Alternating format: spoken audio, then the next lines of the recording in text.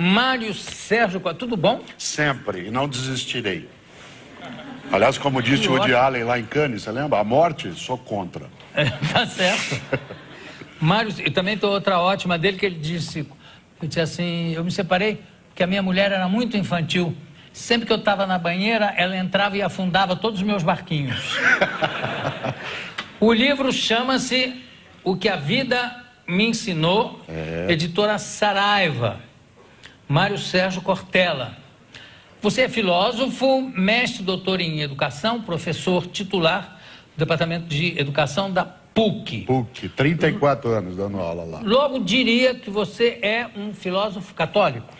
Eu sou professor de uma universidade católica, que não tem só professores católicos. Não, mas você eu sou católico de formação. Minha origem é católica.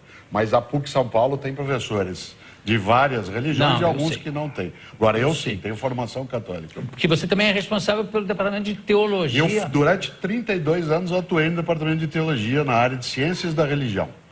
O impacto da religião na sociedade, nas culturas.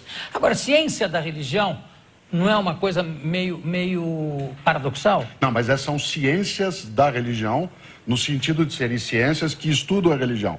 A psicologia da religião, a antropologia da religião, a sociologia da religião, e há uma área específica, que não é a teologia, que estuda o fenômeno religioso. Por que isso?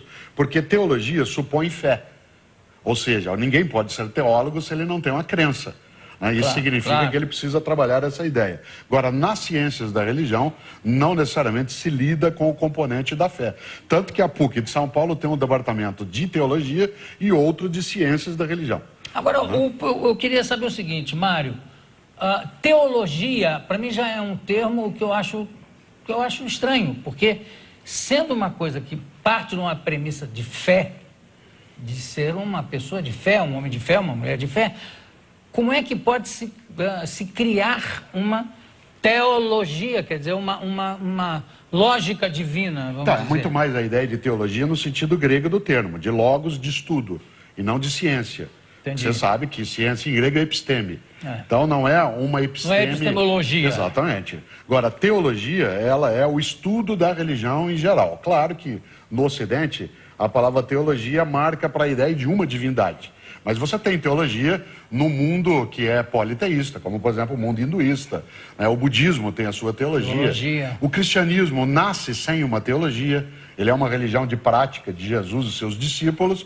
E depois Paulo, que dá nome ao estado e à cidade que estamos, vai construir uma concepção teórica sobre aquela religião. Não se confunda religião com religiosidade. Não, por exemplo, tem gente que tem religiosidade, mas não tem religião.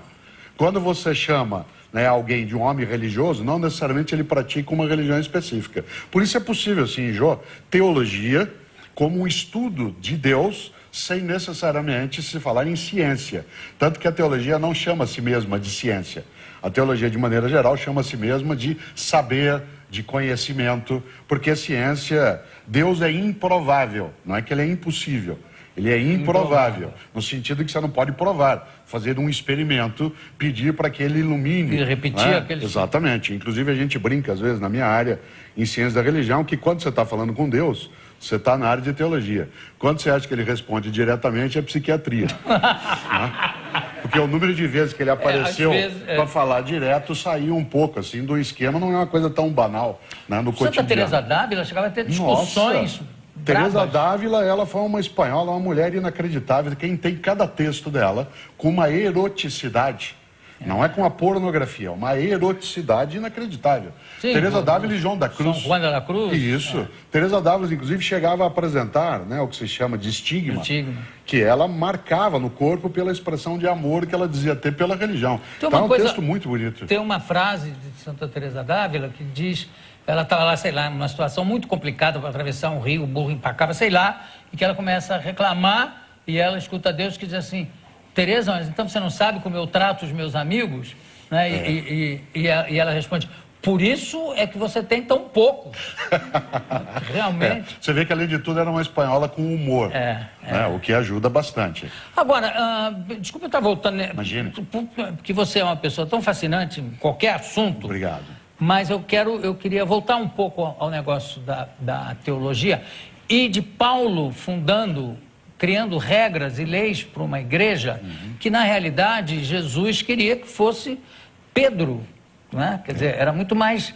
Eu acho que era uma igreja, na cabeça deles, dos discípulos, e eu digo dos 12 que acompanhavam, era uma coisa muito mais liberal do que acabou ficando, não era não? Quer Olha dizer, que coisa interessante. Pedro era casado, quer dizer, não, tem uma série de coisas que foram imposições que não são da igreja de Pedro, são da igreja de Paulo. É que a igreja de Pedro e Paulo, elas se mesclaram, né? Tanto que ambos têm a morte comemorada no mesmo dia. Uma coisa que provavelmente você sabe, né, é que a igreja católica, ela tem o dia dos santos sempre no dia da morte do santo. Por exemplo, 13 de junho é Santo Antônio, que é o dia que ele morreu. Mas quando ele nasce, não se sabe se ele vai ser santo? Não, então se sabe. E a igreja acredita, exceto alguns. O único santo cujo dia, no dia do nascimento, é João Batista. Por isso que 24 de junho é o dia de João Batista, do nascimento dele. Enquanto que 29 de junho é o dia da morte de Pedro e Paulo. Por que eu estou dizendo isso? Porque o cristianismo nasce como uma religião de pobres. Isto é, os discípulos de Jesus eram pescadores, não tinham nem propriedade, não tinham nada que os levasse a poder ter algum recurso financeiro. Até Constantino, até o imperador. Sem dúvida, até 325, quando Constantino assume. Agora, Paulo convive com Pedro, mas Paulo era um judeu estudado, Paulo tinha escolaridade, para usar no termo de agora. A tal ponto que Paulo terá teologia, conhecia grego, falava grego, que naquela época era o idioma da diplomacia, do estudo, e Paulo, portanto, vai dar, a partir do ano 33, uma configuração ao cristianismo que será mais teórica em termos de concepção. O que pode levar a isso que você acabava de falar, que é o fato do cristianismo ter ficado um pouco constrangido, amarrado, isto é, cercado em algumas regras e normas. Mas não se faz uma igreja. Você pode até fazer religiosidade, mas não se faz uma igreja sem um corpo teórico, sem um livro, sem uma série de normas. E todas as cartas de Paulo, que são chamadas de epístolas, elas são de instrução, elas são pedagógicas. Por exemplo, na segunda carta de Paulo aos Coríntios, com o perdão da palavra, né, diz Paulo apóstolo, né, nessa segunda carta: tudo me é lícito, mas nem tudo me convém. Isso é uma regra ética. Tudo me é lícito, mas nem tudo me convém. Isto é, eu posso fazer qualquer coisa porque eu sou livre, mas eu não devo fazer qualquer coisa. Tem coisa que eu não devo fazer. Pô, essa é uma instrução. A outra, de Paulo, em relação, por exemplo, à ideia de que um homem não pode, em nenhum momento, abandonar o estrangeiro, o órfão, o oprimido. Essa é uma outra ideia. A religião, eu de vez gosto de dizer isso. Muita gente acha que a religião é coisa de gente tonta, e não é. Religião não é coisa de gente tonta, a religião é coisa de gente. É que tem gente que é tonta e gente que não é. E tem gente que é tonta fazendo ciência, tem gente que é tonta escrevendo livro, tem gente que é tonta jogando futebol, tem gente até que é tonta dirigindo seleção de futebol. E gente até que é tonta... E gente que é tonta dirigindo a religião também. Claro, sem dúvida. Pode pegar um papa tontão. Sem dúvida, sem imaginar, esse impacto ele é muito forte. Por exemplo, a Igreja Católica teve até 1966 um Codex Librorum Prohibitorum, que era um código de livro proibido. Ele foi eliminado no dia 14 de junho de 1966. Até Teilhard Chardin teve nesse índice, né? Não, Teilhard, Monteiro Lobato teve. Eu nasci em Londrina, no norte do Paraná, e quando eu era criança, eu tinha que ler Monteiro Lobato meio escondido. Porque aquela história de reinações de narizinho, dava a impressão de uma coisa um pouco fora, reinações de narizinho, né, dava uma outra noção de narizinho e mais ainda de reinações. Né? Portanto, aquilo entrava no índex. Quer dizer que o Monteiro Lobato chegou a estar no... Sim, no índex Librorum. A suposição é que Monteiro Lobato era o que ele não era, que era comunista. Porque como Monteiro Lobato fez a campanha da defesa do petróleo, e toda pessoa que defendia a estatização, né, do processo de petróleo, ele era considerado comunista. Então, se ele é comunista, coisa que ele não era, então ele não pode ser lido pelos católicos praticantes. Essa era a razão. Tem já vou entrar aqui no o que a vida me ensinou, mas antes eu queria comentar contigo o seguinte: tem um livro maravilhoso de uma escritora chamada Mary Gordon, e que ela fica meio irritada porque chama ela de escritora católica. E ela fala, eu nunca ouvi dizer que o escritor é protestante ou o escritor é budista, mas quando é católico, é escritora católica, que se chama Lendo Jesus, Reading Jesus. Não sei se você ouviu falar desse livro. E ela tem uma visão de Jesus, de Deus, muito parecida com a minha, onde ela fala que o Papa também, antes de mais nada, é um ser humano. Então, ele está sujeito a várias coisas. Ele pode ser... Aí ela fala, cita o Dom Paulo... Paulo VI. Paulo VI, dizendo que, ao mesmo tempo, era um homem que tinha uma visão muito fechada sobre sexo, quer dizer, que provavelmente era um homem atazanado por qualquer pensamento de sexo, mas, ao mesmo tempo, foi um dos papas que mais falou contra a crueldade do capitalismo. Sim. Que é uma coisa que parece paradoxal, por exemplo, né? Paulo VI, ele publicou uma encíclica, que é famosa em relação ao tema da sexualidade na vida, chamada Humanae Vitae. Sobre a vida humana. E trata desse tema, exatamente. Mas esse mesmo Papa levou adiante as propostas de João XXIII no Concílio Vaticano II. Exatamente. Agora, é claro, a ideia da Mary Gord ela é verdadeira no sentido de que qualquer um de nós que pratica uma religião, uma ciência, um trabalho, um programa, ele é marcado pela sua humanidade. Claro, aquilo que o Nietzsche chamava de humano demasiado humano. Nós conversamos aqui, você e eu, para minha alegria, em junho de 2008 e falamos de Nietzsche um pouco. E o próprio Nietzsche trazia, o filósofo alemão, essa ideia do humano demasiado humano. Isso significa que nem um papa, nem um líder religioso, nem um homem ou mulher que se dedique à religião, ele está imune à ideia de não ter a sua santidade colocada o tempo todo. O próprio Jesus, né? Quer dizer, bom, sem imaginar... Todos nós temos dúvida. A Bíblia cristã diz que Jesus de Nazaré, lá no Monte das Oliveiras, na hora, um pouquinho antes da sua ida para a tortura, para a prisão, ele diz, se puder, afasta de mim esse cálice. Não é uma coisa tão séria. João Batista, aquele que é considerado o precursor de Jesus de Nazaré pelos cristãos, ele chega, inclusive, a suspeitar, enquanto está preso, que alguns discípulos vêm procurar, ele diz assim, mas é Jesus mesmo o Messias? Isto é, a dúvida é possível. Desse ponto de vista, a religião é algo que nos permite, não é um sistema de verdades, a religião, é um sistema de ideias. Ninguém tem uma religião para se sentir mais sábio. Ele tem religião para se sentir mais seguro, para existir. Porque eu vou contar uma coisa para você, que talvez você saiba com clareza, mas nós vamos morrer. Parece que tem gente que morre. Então, e isso é uma coisa, você sabe que nós somos o único animal que é mortal. Todos os outros animais são imortais. Por exemplo, todos os animais morrem, mas só nós sabemos que vamos morrer. Teu gato foi dormir tranquilo ontem à noite. Teu cachorro está num sossego danado. Agora, eu, Cortella, você, Jô, além de morrer, eu sei que eu vou morrer. A grande questão é que isso nos acompanha pela nossa história. E a religião entra. Você não sabe quando. Por isso que os romanos diziam, viva cada dia como se fosse o último, porque um dia você acerta. Ô, Mário... E a felicidade, né? Como é que é esse negócio? O que é ser feliz? O que a vida me ensinou a ser feliz. E como é que se morre em paz em relação a isso? Coisa interessante, a editora Saraiva ela lançou uma coleção chamada O que a Vida Me Ensinou.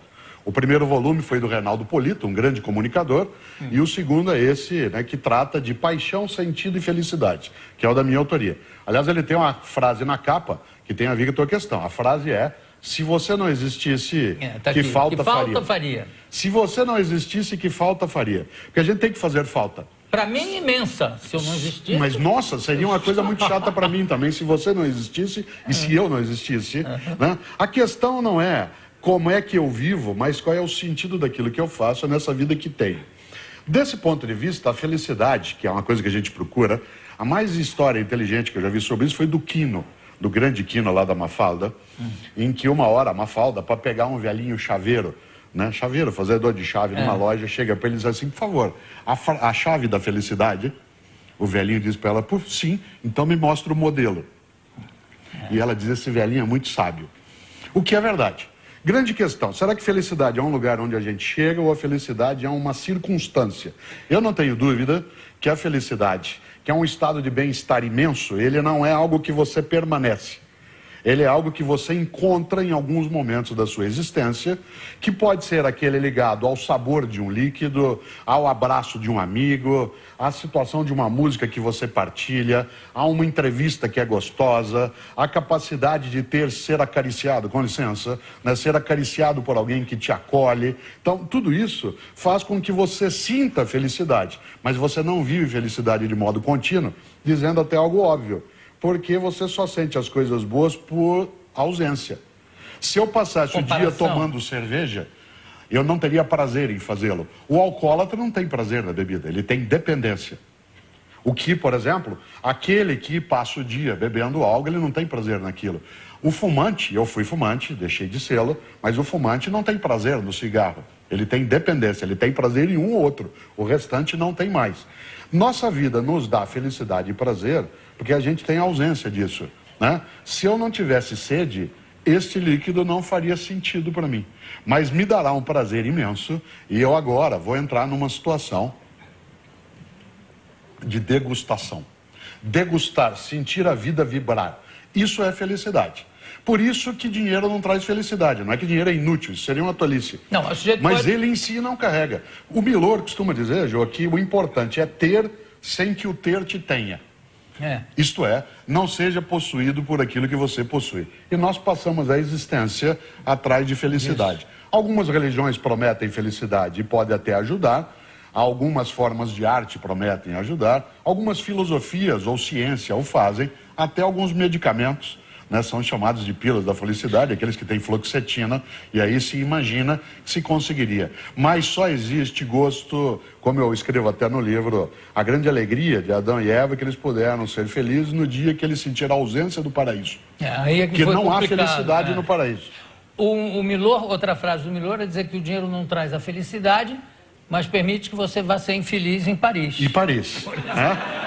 E será, como dizia sempre o Carlos Imperial, né, eu prefiro ser vaiado, né, numa Mercedes em Paris do que aplaudido dentro de um ônibus no Grajaú, no Rio de Janeiro. Né? Era uma frase. Eu conversei aqui com um filósofo e com um extraordinário, também gostei, extraordinário palestrista, escritor, enfim. Volte sempre, ficou muito tempo sem voltar, a gente tem que falar sobre mais assuntos e mais brevemente. Editora Saraiva, o livro é O que a Vida Me Ensinou. Se você não existisse, que falta faria? Mário Sérgio Cortella, da coleção O que a Vida Me Ensinou. Exatamente. Mário, muitíssimo obrigado. Prazer imenso ter você aqui sempre. Daqui a pouco a gente volta.